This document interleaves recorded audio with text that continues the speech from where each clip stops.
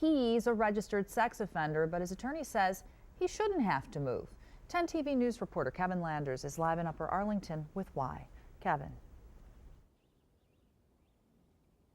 Well, behind me is William Feldman's home. He's a recently convicted sex offender, and by law, he is not allowed to live within 1,000 feet of his school. But according to the prosecutor, they measured, and he actually lives 351 feet from that elementary school down the street. Now, investigators say he should leave his house immediately.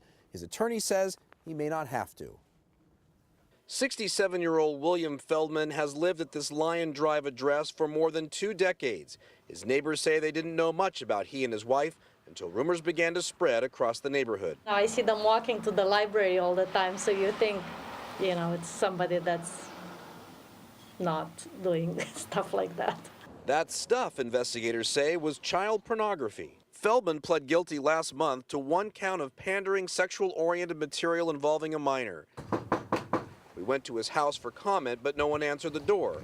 Feldman is on probation. According to the sheriff's office, Feldman told investigators he viewed thousands of child pornography images.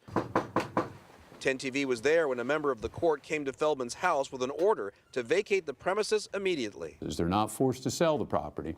They can still be the owner of the property. They just cannot reside in the property if it's located within 1,000 feet of a school. But Feldman's attorney calls the move heavy-handed, telling 10 TV it's not fair to kick him out without a moment's notice. He wants to live with his wife and son. This is overload. Feldman moved into the home 24 years ago, before sex offender eviction laws were enacted. But the prosecutor says courts have tossed out challenges trying to stop these orders from taking place. The law applies to them. They have to vacate the premises.